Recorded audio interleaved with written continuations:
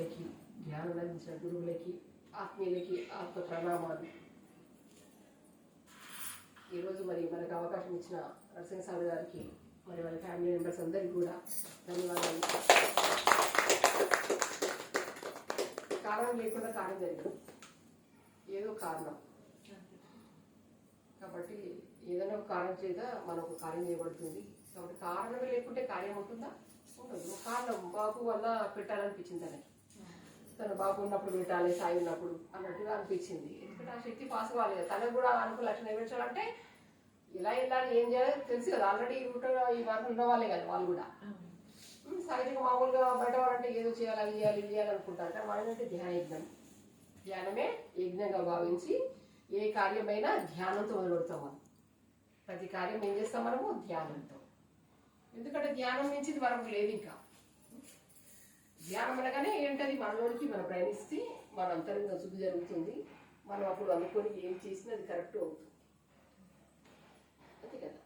అందుకనే మనిషి ఒకే చోటు ఉండాలంట. ప్రతి మహానుభావులు చెప్పే వాక్యం. మరి మనము కూర్చునేది ఒక చోట, మనసుని పెట్టేది ఒక చోట ఉంటే ఇలా. ఇప్పుడు శరీరాన్ని కూర్చుంటుంది, మనసుని కూర్చోబెట్టండి. మనసును కూర్చోబెట్టడానికే ధ్యానం అవసరం. ఇప్పుడు ఏ పూజలు, ఏ యజ్ఞాలు ఏ చేసినప్పటికీ దేహాన్ని కూర్చోబెడతారు, కానీ మనసును కూర్చోబెట్టరు. ఒక ధ్యానముల మాత్రమే మనసులో ఏమవుతుంది, ఆ మనసు మన ఆధీనంలో ఉంటుంది, మన చింతన ఉంటుంది, ఎక్కడికి వెళ్ళదు. ఇంకా ఏమన్నా కానీ బయటకి వచ్చాము చెయ్యాలి, తెలుసుకోవాలంతే. నాలో ఏముంది, ఎలా నడుస్తుంది, ఎవరు నడిపిస్తున్నారు, ఈ శ్వాస రహస్యాన్ని తెలుసుకోనికే ధ్యానం చేస్తాం. ఇప్పుడు శరీర అవయవాలు అన్నీ ఉన్నవి, కానీ శ్వాస లేకుంటే నడుస్తుందా, పని చేస్తుందా, ఈ శరీరం కదులుతుందా? శ్వాస ఉంటేనే కదులుతుంది. ఆ శ్వాసని పరిశోధించడానికే పరిశోధన ధ్యానం. అసలు ఎలా నడిపిస్తున్నారు ఈ శ్వాసని, ఎవరు నడిపిస్తున్నారు, ఎవరి ఆధీనంలో ఉంది, మాట్లాడేది ఎవరు, దాని వెనుక ఏ శక్తి నుండి పలికిపిస్తున్నారు అనేది తెలుసుకోనికే మనం ధ్యానం చేస్తాం. మామూలుగా బయట ఏమంటాం, నేను చేస్తున్నా, నేను నేను నేను అంటాం. అది అహంకారికి సూచిక వస్తుంది. అహంతో సూచిక అది మనసుతో వ్యవహరిస్తాం కాబట్టి నేను అంటాం. మనసు లేని స్థితి మన మనసును మనం లైన్ చేసుకునే ధ్యానం. ధ్యానంలో అసలైన అర్థం తెలియబడుతుంది. నేను అంటే ఎవరు, ప్రతిదానికి నేనున్నాను, నేను చేస్తాను, నేను వస్తాను, నేను నేను అంటున్నాం. అది ధ్యానంలో అర్థమవుతుంది. ఆ నేను అనేది ఎవరు? శరీరమా, అవయవాలా, ఇంద్రియాలా, ఏది మరి మనసా? మనసు, మన శ్వాస ఉంటేనే మనసు ఉంటుంది, దేహం ఉంటుంది.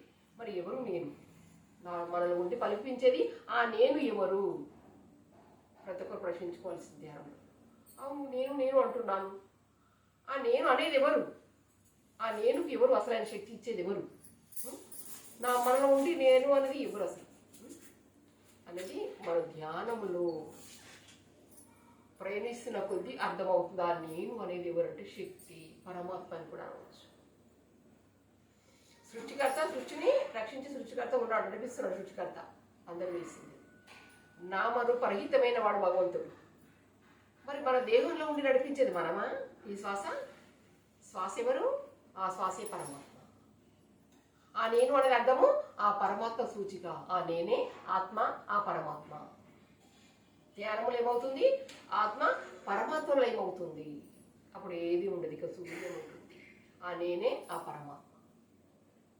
ఆనాటి నుండి సనాతన దైవం అంటారు, వెంకటేశ్వర స్వామి అంటారు, వెంకటేశ్వర స్వామి అంటారు. సనాతన దైవం అంటే ఆనాటి నుండి ఆత్మతో కలిసి ఉన్నది ఎవరు? పరమాత్మ. ఆనాటి నుండి వెంకట, ఈయనకటి నుండే ఉన్నాడు. వెంకటేశ్వర స్వామికి అసలు అర్థం, ప్రతి ఒక్క దేవునికి ఒక అర్థం ఉంటుంది ఆలోచిస్తే. అవి ఎవరు సృష్టించారు? మనుషులే, మానవులే. గుడి కట్టింది మనమే, విగ్రహం తయారు చేసింది మనమే, ప్రతిష్టాపన చేసింది మనమే, ఒక రూపకల్పన చేసింది మనమే, నామాన్ని ఏర్పాటు చేసి మనమే నామాన్ని పిలుచుకుంటున్నాం. మన ఇష్టంతో, ఇష్టమైన నామానితో పిలుచుకుంటున్నాం. మనం ఒక దైవాన్ని ఒక రూపకల్పన చేసి మన ఇష్ట నామంతో జరిపిస్తూ ఉంటున్నాం. ఆరుకుంది అవసరం. శివ అంటే శివుడు, అమ్మ అంటే అమ్మవారు. మరి దానికి అర్థం ఏమిటి? శివునికి అర్థం ఏమిటి? అమ్మవారు అంటే అర్థం ఏంటి? శక్తి స్వరూపిణి అంటే మనలో ఉండి ఈ శక్తి పలికిపించే తానే నేను అనేది ఆ పరమాత్మ అమ్మ అనుకోవచ్చు, శివ అనవచ్చు. శివుడు లయం చేయడం, ధ్యానంలో లయమవుతాం.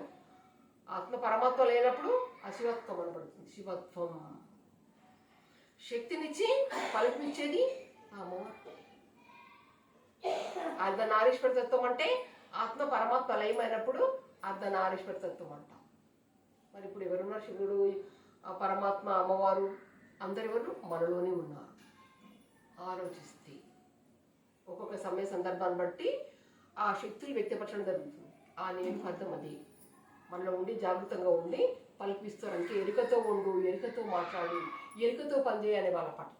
పెద్దవాళ్ళు ఏమంటారు? ఎరుకతో చెయ్యి, ఎరుకతో చెయ్యి. ఏం చేసినా ఎరుకతో మనసు పెట్టి చెయ్యి. నువ్వేం పని చేసినా నీ మనసు పెట్టి చెయ్యి అంటే మనసు చోట పని చోట చేస్తాం. మనం ఒక పని చేస్తూ మనసుని ఎక్కడో పంపిస్తుంటాం. కాబట్టి మనసు చెంతలు పెట్టుకొని చేయని చెప్తారు. నీ మనసున నీ చెంత లేనప్పుడు నువ్వు ఏ పని చేస్తే అది కరెక్ట్ కాదు, సరి అయిన అవగాహన రాదు, సరి అయిన మాట రాదు. అదే ధ్యానంలో శూన్యం అవుతుంది, మనసు అనేది శూన్యం అవుతుంది. అప్పుడు ఆ మనసు నీ చెంతనే ఉంటుంది, నీ ఆధీనంలో ఉంటుంది, నీ ఆధీనంలో. అప్పుడు నువ్వు ఏ చేసినా ఏమనుకున్నా అది కరెక్ట్గా సంపూర్ణత్వం సిద్ధిస్తుంది, సంపూర్ణత్వం సిద్ధిస్తుంది. ఎందుకంటే పూర్తిగా లయమవుతున్నాం కాబట్టి, పూర్తిగా లయమవుతున్నాం మనం. ఆ మనసుని లయం చేసుకుంటున్నాం, మనసు లేని స్థితికి వస్తాం ధ్యానం. అప్పుడు హృదయ ద్వారా తెలుసుకుంటాయి. అప్పుడు అక్కడ కల్మషమే ఉండదు, ఈర్ష్యకు స్థానమే లేదు, అహంకి స్థానమే లేదు, మమకారం ఉండదు, వికారాలు ఉండవు, శూన్యం. ఇంకా అది పరమాత్మ స్థితి. దేవాలయంకి వెళ్తాం, ఇంతవరకు ఒకటి టికెట్కి ఇంతవరకు అని డబ్బులు వేచించి మనం దర్శించుకుంటాం. గర్భగుడి దగ్గరికి కొంత ఎక్కువ ధనం చెల్లించాల్సి వస్తుంది. అదే గేటు నుండి అయితే ఫ్రీగా దర్శనం చేసుకుంటాం. లోపలికి వెళ్ళాలంటే ధనం ఖర్చు పెట్టాల్సి వస్తుంది. అది దగ్గరికి వెళ్ళి చూస్తే అనుభూతి వేరే ఉంటుంది, దూరం నుండి చూస్తే అది మామూలుగా బట్టికే ఉంటుంది. ఆ గర్భగుడికి వెళ్తే అతుక్కోవాలనిపిస్తుంది, అలింగనం చేసుకోవాలి శివుని కానీ అమ్మవారిని. అలాగే ధ్యానంలో మనం పొందేది అలింగనం, శివుని అలింగనం చేసుకోవడం. మనం ధ్యానంలో శూన్యం అవుతాం, మనకి అంకితం అవుతాం, మనము అంకితం అవుతాం. అప్పుడు శివుని ఆలింగనం చేసుకోవడం అంటే అది ఆనందం. మనం బయట ఉన్న ఆ శివుడు విగ్రహంలో ఉన్నాడు అనుకొని మనం ఆలింగనం చేసుకోవాలి, దగ్గర పోవాలి, చెప్పుకోవాలి బాధ అనుకుంటాం. కానీ మనలో ఉన్నది శివత్వం. ఈ శ్వాసే శివుడు, ఏ పేరైనా పెట్టుకోవచ్చు. మనం ఒక బయటనే దేవుడు ఉన్నాడు, బయటనే ఆ విగ్రహంలో ఉన్నాడని అనుకుంటున్నాము. మనము సృష్టించాము కాబట్టి ఉన్నాడంటే ఉన్నాడు, లేడంటే లేడు. చెట్టుకి బొట్టు పెట్టి దేవుడు అంటున్నాం, ఎక్కడికి వెళ్ళి వస్తుంది? నమ్మకం. మనం నమ్మితేనే ఎక్కడైనా అనువరం ఉన్నాడు, ఆ శక్తి అనువరం ఉంది. నువ్వు ఏ పేరుతో పిలిస్తే ఆ పేరుతో పలుకుతారు. చెట్టు పుట్టల్లో ఎందుకు పుట్టుతున్నారు? మన సనాతన ధర్మం కాబట్టి. సనాతన ధర్మాన్ని కాపాడాలని ఒకటి నమ్మకం కల్పించాలని, దేవుడు ఉన్నాడు అని నమ్మకం కల్పించడానికి ఈ దేవాలయాలు నిర్మించడం జరుగుతుంది. పుట్టలోనో, గుట్టలోనో, కొండలోనో. మరి మనలో లేడా? పుట్టలో, కొండలో, చెట్టులో ఉన్నాడు, మనలో లేడా? మరి మనలో ఎలా ఉన్నాడు? ఇది ఆలోచించు. వాస్తవమే, అంతటా ఉన్నాడు, అన్ని చోట్ల ఉన్నాడు. కానీ మరి మనం రక్షించేది ఎవరు? మనలో ఉన్నది ఎవరు? ఎలా ఉంది ఆ దేవస్వరూపం? ఎలా రక్షిస్తున్నాడు అంటే శ్వాస రూపకంలో. అందుకే ధ్యానం ఏం చెప్పారు? శ్వాస మీద ధ్యాస అని చెప్పారు మహాత్మ. ఎందుకంటే ఇవన్నీ ఇంద్రియాలు ఉన్నాయి, అన్ని అవయవాలు ఉన్నాయి, మన ఆధీనంలో ఉంటుంది. మనకు అందిస్తేనే కలుగుతుంటాయి, మన ఆధీనంలో ఏమీ లేవు. మనం అనుకుంటేనే కలుగుతుంది, లేదంటే తాంబేలు ఎలా ఉంటుంది? చూస్తే మామూలుగా ఒక చిప్పలాగా ఉంటుంది. అవసరం ఉన్నప్పుడే తన అవయవాన్ని వ్యక్తపరుస్తుంది బయటకి. తనకు అవసరం ఉంటేనే ఎక్కడికైనా ప్రయాణించాలనుకుంటే అవయవాలన్నిటినీ ఓపెన్ చేస్తుంది, లేదంటే మొత్తం ముడుచుకుంటుంది, తనలో లైన్ చేసుకుంటుంది. బయట కనిపించే వారు చూస్తే కూడా అది మామూలుగా చిప్పలాగా కనిపిస్తుంది. విప్పుతేనే తెలియబడుతుంది. ఒక పుష్పం మొగ్గగా ఉంటే తెలుస్తుందా? గులాబీ చెట్టు పెట్టాం, మొగ్గగా ఉంది, ఆ మొగ్గ ఇప్పితేనే దాని కలరు రూపు రంగు తెలియబడుతుంది. ముడుచుకుంటే మనము అంతే ధ్యానంలో విప్పుకోవాలి, అంటే హృదయ ద్వారా తెలుసుకోవాలి. ఎంతెంత అంకితమవుతామో అంతంత దగ్గర అవుతామని లోనికి చేరాలి. బావి లోతు పైనుండి చూసి తెలుస్తుందా? లోనికి దిగితేనే తెలుస్తుంది. సహజంగా ఏమనుకుంటా, అమ్మ ఇంత లోతుంది, నేను నుంచి అవుతుందా, నేను దిగాలని అనుకుంటా. దిగాలి, దిగితేనే నీకు ఆ జలం ఉపయోగపడతాయి. నువ్వు తీసుకోవాలి. నీ దాహం తీరాలంటే జలం కావాలి, నీళ్ళు కావాలి, మంచి నీళ్ళు కావాలంటే బావి దగ్గరకు వచ్చి దాహం తీరుతుందా? బావి దగ్గర నిల్చొని దాహం తీరాలంటే తీరుతుందా? ఆ లోతైనా సరే వెళ్ళాలి, ఆ జలాన్ని సేకరించాలి, దాహం తీర్చుకోవాలి. అంటే మనలో ఈ దాహ అగ్నిని కూడా మనం ఏం చేయాలి? ధ్యానం చేస్తే మనసును శాంతిపరచాలంటే దాహం వేస్తే ఎలా జలం తీసుకుంటామో, మంచిని తీసుకుంటామో, మన మనసుకు శాంతి కావాలంటే ఆ మనసును లయం చేసుకోవాలి. ధ్యానం చేస్తే ఆ మనసు లయం అవుతుంది.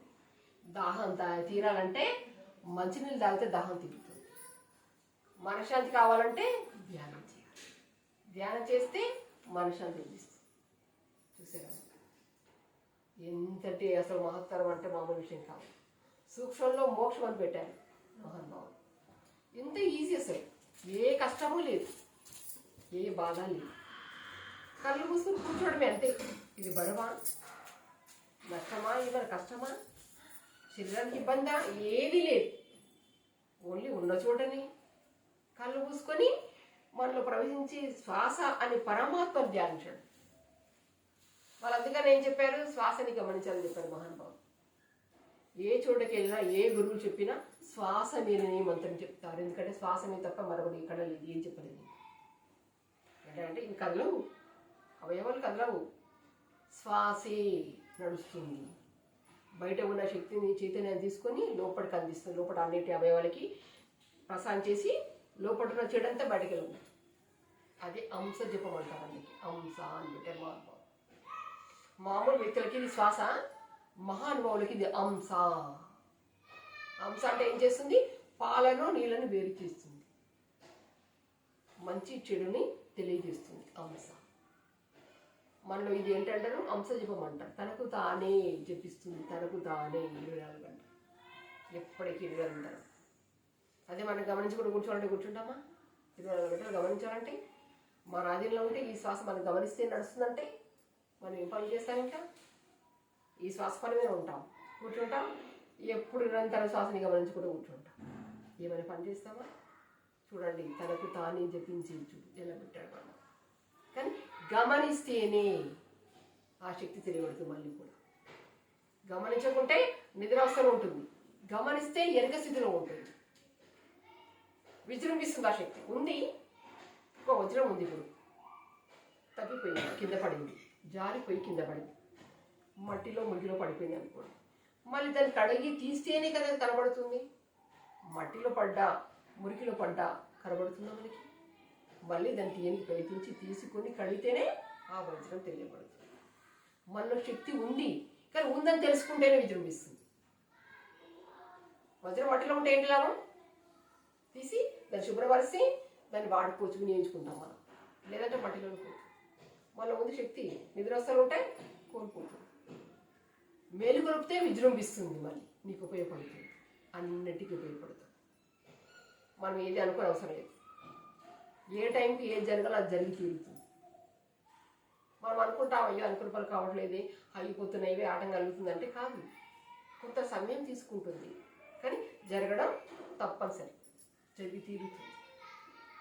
ఇప్పుడు చిన్నపిల్లవాడికి ఒక 10 రూపాయలు నోట్ ఇస్తే ఏం చేస్తాడు? సంవత్సరంలో పిల్లలకి 100 రూపాయలు నోట్ ఇచ్చామనుకో ఏం చేస్తారు? చూసి పాటిస్తారు. ఎందుకని? విలువ తెలియదు. ఇవి డబ్బులు దాచుకోవాలి, నాకు ఉపయోగపడతాయని వాళ్ళకి తెలుసా? తెలుసుకునే స్థితిలో లేరు, పసిప్రాయంలో ఉన్నారు. అదే ఒక 5 ఏళ్ళ వయసు వచ్చాక పిల్లలకి ఇస్తే, అమ్మో మా అమ్మ 100 రూపాయలు నోట్ ఇచ్చింది, దాచిపెట్టుకుంటాను, కొనుక్కుంటాను, మా ఫ్రెండ్స్తో వెళ్ళి నేను కొనుక్కుంటాను, ఉపయోగపడుతుందని దాచిపెట్టుకుంటాను. ఎందుకని? విలువ తెలుసు కాబట్టి. అలాగే మహానుభావులు కూడా మనకి ఎప్పుడు ఏ సమయానికి ఏ జరగాలో జరిపిస్తారంటే అప్పుడు తెలుసుకుంటాం మన విలువ. విలువ తెలుసుకున్నప్పుడే మహానుభావులు మనకి ఇస్తారు. ఇది గుర్తించాలి. అయిపోతున్నాయి అంటే ఆ సమయం రావాలి నీకు. ఇంకా ఆ శక్తి అంటే ఇప్పుడు నీకు ఇస్తాడు ఒక పొలం, నువ్వు పట్టుకుంటావా పట్టుకోవా, ఆ యోగ్యం ఉందా లేదా అని చూసి మరీ ఇస్తావా. కానీ ఇచ్చేది మాత్రం కాయ. నిరుత్సాహపడకూడదు. ఎప్పటికప్పుడు ఉద్దేశపరచుకుంటూ మన మనసుని ముందుకు వెళ్తూనే ఉండాలి. ఎవరిని నమ్మొద్దు. ఎంతవరకు నమ్మాలి అంతవరకు నమ్మాలి. ఎందుకంటే కొందరు చెడగొట్టే వాళ్ళు ఉంటారు, కొందరు బాగుపరిచే వాళ్ళు ఉంటారు. గమనించాలి. అందరితో తిరగాలి, మనలో మనం ఉండాలి. అందరితో తిరగాలి, మనలో మనం ఉండాలి. ప్రతి ఒక్కరిని గమనించాలి. ఏం చెప్తున్నాను, ఇది ఉపయోగపడేదా కాదా, నమ్మొచ్చా నమ్మాలి. పరిశీలన చేసుకుంటే మనకు అప్పుడు ఆటోమేటిక్గా అర్థమవుతుంది. ఎలా తెలుస్తుంది? ధ్యానం చేస్తే. మళ్ళీ కదా అది ఎలా తెలియాలంటే ధ్యానం చేస్తే. మనం ప్రతిరోజు ఎంతెంత ధ్యానం చేసిన కొద్దీ మనలో ఉన్న దుర్గుణాలు అంతా తెలియపోతుంది. మనం ప్రతిరోజు ఎక్కువ సమయాన్ని తీసుకొని సాధన చేస్తున్న కొద్దీ ఆ దుర్గుణాలు మొత్తం తొలగిపోతుంది. పవిత్రత చేకూరుతుంది. మనం ధర్మం ప్రతిదీ పసికట్టవచ్చు. అద్దంలా కనబడుతుంది. తెలుస్తుంది ఎవరేం చెప్తున్నారు, ఎందుకు చెప్తున్నారు, వీళ్ళు చెప్పేది ఉపయోగపడుతుందా లేదా అనేది అర్థమవుతుంది. అందుకే ఎవరిని ఈజీగా నమ్మవద్దు. మిమ్మల్ని పరీక్షిస్తారు. మిమ్మల్ని పరీక్షిస్తారు. మీరు కరెక్ట్గా ఉన్నారా లేదా అని కూడా కొన్ని సందర్భంలో కూడా పరీక్షించవచ్చు. అందుకనే మనం ధ్యాన సాధన ఎక్కువ చేయాలంతే. అందుకే మహానుభావులు నీ శ్వాసే నీ గురువు అని చెప్పాడు. మన పత్రిసారి ఏం చెప్పారు?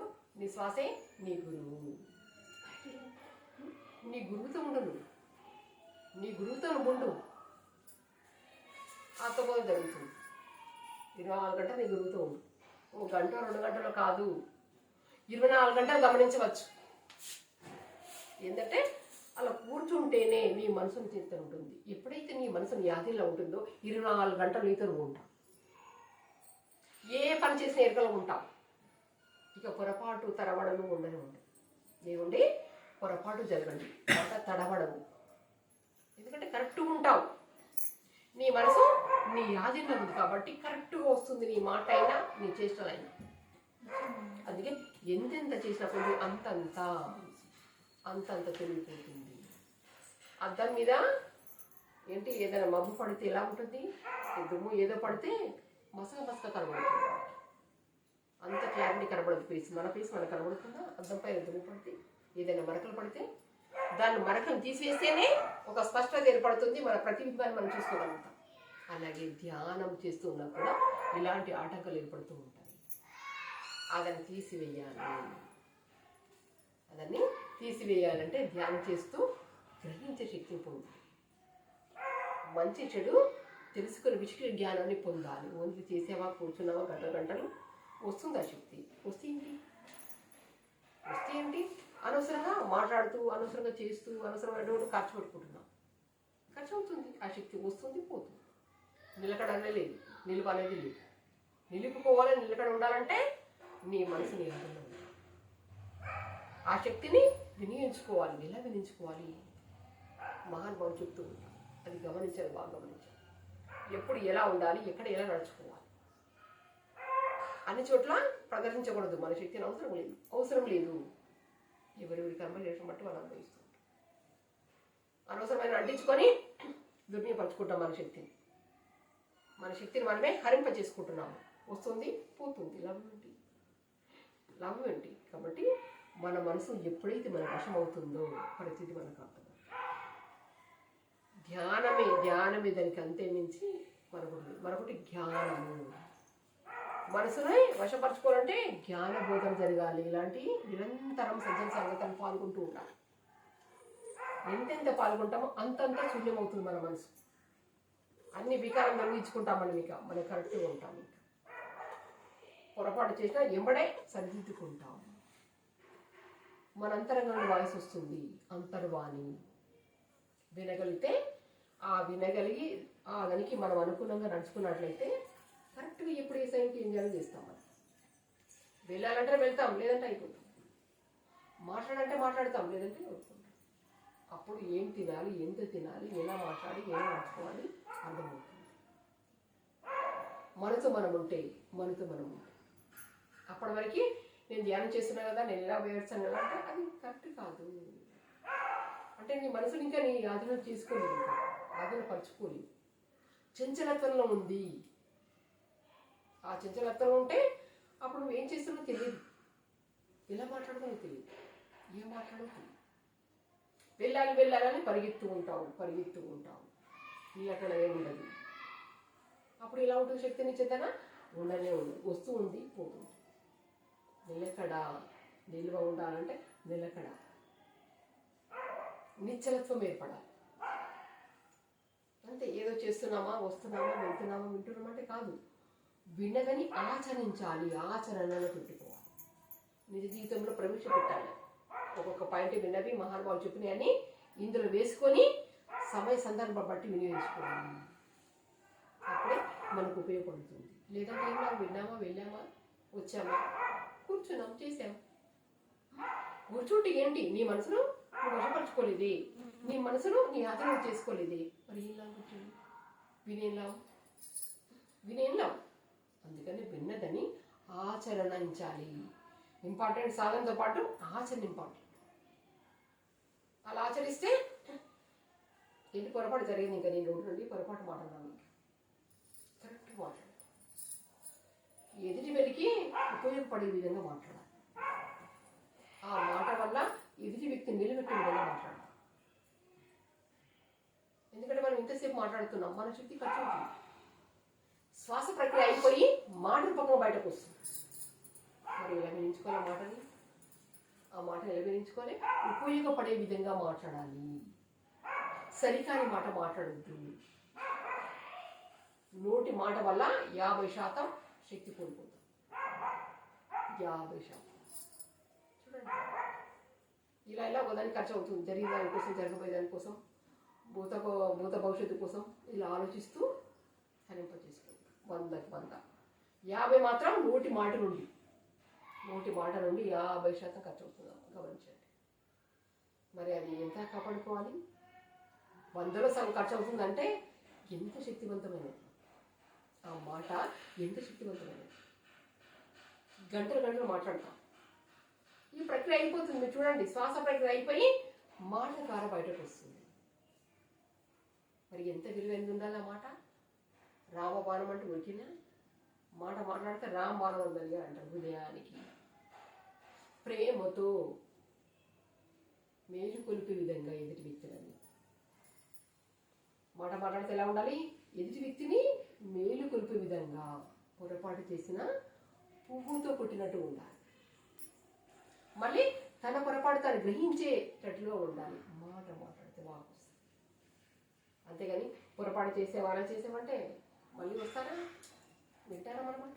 పిల్లలైనా కావచ్చు, మన కుటుంబ సభ్యులే కావచ్చు, మన ఆత్మీయులే కావచ్చు. పొరపాటు అయినా ఎలా ఉండాలి? నొప్పించకుండా పువ్వుతో వేసినట్టు వేయాలి. మళ్ళీ తను గ్రహించుకోవాలి.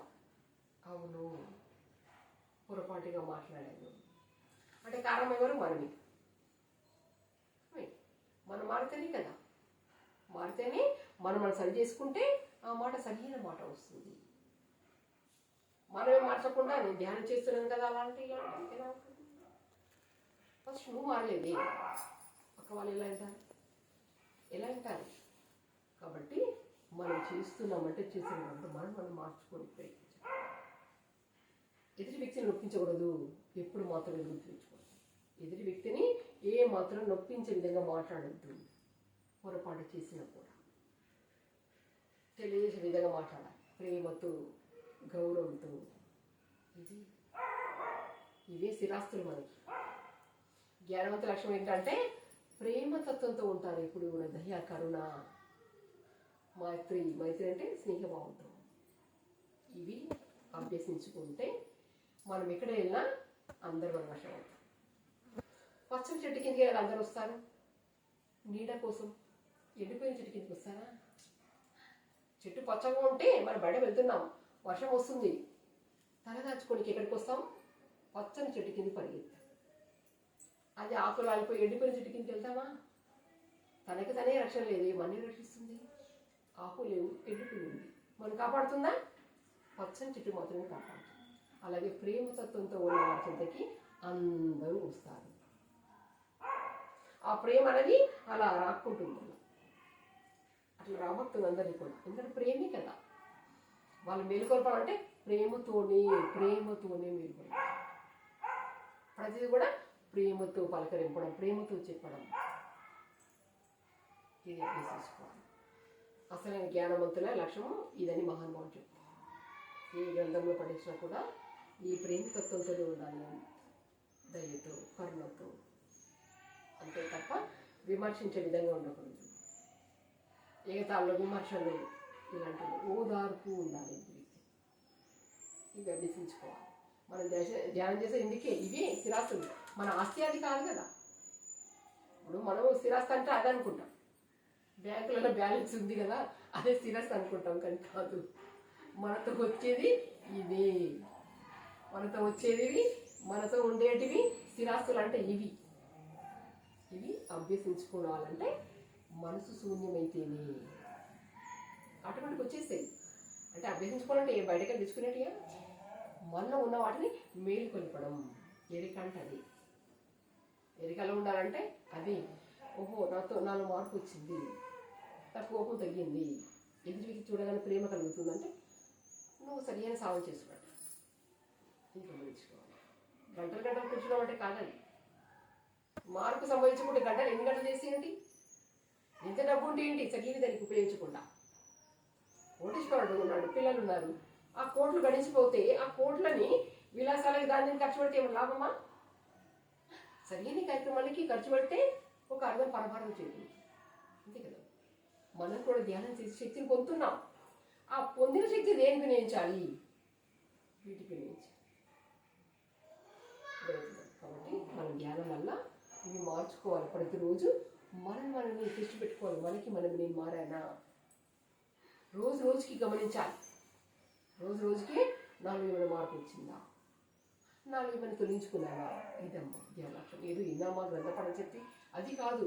ఫస్ట్ ముందుగా మనం మార్చుకోవాలి. ఇది చెప్తాం మనం ఎక్కడ చెప్పినా. ఏ గ్రంథపడ్డా కాదు, ఏ సబ్జెక్ట్ కాదు, ఫస్ట్ మనం మార్చుకోవాలంటే. ఒక చెట్టు కిందకి వెళ్ళాము, పొట్టి తీసుకొని వెళ్ళాము.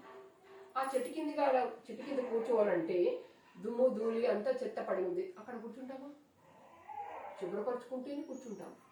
అలాగే ధ్యానం చేయాలంటే మనలో కూడా దుర్గుణాన్ని తొలగించుకోవాలి, శుభ్రపరచుకోవాలి. చెట్టుని ఇలా ఆ చెట్టు కింద కూర్చోవాలనుకుంటే ఇలా నీట్గా చేసుకొని కూర్చుంటామో, మనము ధ్యానంలో కూడా మనసుకు పట్టిన మురికినంతా తొలగించుకుంటే స్థిరంగా కూర్చోండి. గంటలు కూర్చోవచ్చు. వీటిని ఆపేటు ఇవే, ఈ కోపతాపాలు, ఈర్ష్యలు ఇవి అడ్డుకుంటాయి. ఒక్కొక్కటిగా తొలగిస్తుంటే నిశ్చలత్వం, స్థిరత్వం 24 గంటలు ధ్యానం ఉంటాయి. ఎందుకంటే నీ మనసు నీ చేతుల్లో ఉంటుంది కదా. కాబట్టి 24 గంటల ధ్యానం. ఎవరు అడిగినా ఏం చెప్తాం మనం? 24 గంటల ధ్యానం ఉంటాను చెప్తాం. ఒక గంట 2 గంటలు కాదు, 24 గంటల ధ్యానం చెప్తాం. ఎందుకంటే మనసు చేతుల్లో ఉంటుంది, బయట పోదు, ఇక్కడికి వెళ్తే అక్కడే ఉంటుంది. ధ్యానం చేసేది ఏంటి? మనము అదే చేస్తాం. ధ్యానంలో ఏం చేస్తాము? మనసును నియంత్రించడానికి శ్వాసమే ధ్యాస పెడతాం, అంతే కదా. మరి ఆ మనసు నియంత్రించాము అంటే 24 గంటల ధ్యానం ఉన్నట్టే కదా. కాబట్టి అందుకనే మనం ముందుగా ఇవన్నీ తొలగించుకుంటూ మనం మార్చుకుంటూ గంటలు ధ్యానం చేయాలి. సరే, అంటే ధ్యానం అంటే అంత విలువైనది, అంత శక్తివంతమైనది. కాబట్టి మనం చేస్తూ తోటి వారికి మార్గదర్శక. మనం చెప్పుకోని అవసరం లేదు, నేను ధ్యానం చేస్తున్నాను, నేను ఇన్ని రోజులు చేస్తున్నాను, అన్ని రోజులని కాదు, నీ మార్పును గమనించి రావాలి. ప్రతి వాళ్ళకి ఇదే చెప్తాను. నేను ఎన్ని రోజులు చేస్తున్నాను, ఎన్ని సంవత్సరాలు అయింది, ఎన్ని గంటలు చేసి, అది కాదమ్మా. నీ మార్పు అనుసరించే విధంగా ఉండాలి, తోటి వాళ్ళు అనుసరించే విధంగా ఉండాలి. చెప్పుకోని అవసరం లేదు, ఆటోమేటిక్ వచ్చేసాను. ఓహో వీళ్ళు ఇదే మార్గంలో ఉన్నట్టు ఎంత ప్రేమ మాట్లాడుతున్నారు వీళ్ళు, మనకి ఏ సంబంధం లేకుండా ఎంత ప్రేమతో పలకరిస్తున్నారు వీళ్ళు, అమ్మో వీళ్ళు ఎక్కడో ఏదో చేస్తున్నారు అని మన పసిగట్టి వస్తారు మన దారి గుండా. అది అలా ఉండాలి. తోటి వారికి మార్గదర్శకంగా మారాలి. మనకు ఇచ్చే గురుదక్షిణ ఇదే. మన గురువారు ఏమడిగారు? ఏదైనా దక్షిణ అడిగారా? లేదు. నువ్వు మారు, తోటి వారికి సహకరించు, నువ్వు చేసింది నీ తోటి వారికి చెప్పు, ఇదే కదా గురుదక్షిణ. ఎప్పుడైతే నువ్వు మార్పు చెంది తోటి వారికి మార్గదర్శనం అవుతావో అప్పుడే నిజమైన ఆ గురువుకి శిష్యుని అనిపించుకుంటావో గురుదక్షిణ చెల్లించినట్లు. కాబట్టి మరి ఈరోజు మనకి అవకాశం ఇచ్చినందుకు నరసింహరావు సార్ గారికి మరి మనకి తొమ్మిది ఆత్మీయులందరికీ మనకి ఇచ్చిన ఆత్మీయులందరికీ కూడా ధన్యవాదాలు. కావాలి ప్రతి ఒక్కరు కూడా శ్రద్ధ పెట్టాలి. మన సార్ కూడా చాలా శ్రద్ధగా చేస్తున్నారు ఇక్కడ మన పిరమిడ్లో, మరి జగద్గురు పిరమిడ్లో కూడా నిరంతరం శ్రద్ధగా ఎందుకంటే మారాలి, తన స్థాయికి చేరాలి. వాళ్ళు ఏ గురువు అయినా తన స్థాయికి చేరుకోవడానికి భావిస్తారు. శిష్యులా ఉండకూడదు, అంతటి గురువులా ఉండాలని. అలాగే సార్ కూడా మరి 4 సంవత్సరాలు చాలా తప్పిస్తూ భావిస్తున్నారు. వెంకట సార్ కానీ నరసింహరావు సార్ కానీ. కాబట్టి ఈ అవకాశాలు అందరూ వినియోగించుకుందాం, మనందరం కూడా మార్పు చేద్దాం, ఇంకా ఇంకా విస్తృతం చేద్దాం. అంత ధ్యానమై కావాలి. మన గురువారికి ఇచ్చిన మాట మనం చెల్లించాలి. కాబట్టి మారి ప్రేమతత్వంతో ఉందాం అందరికీ కూడా. అందరికీ కృతజ్ఞతలు, ధన్యవాదాలు.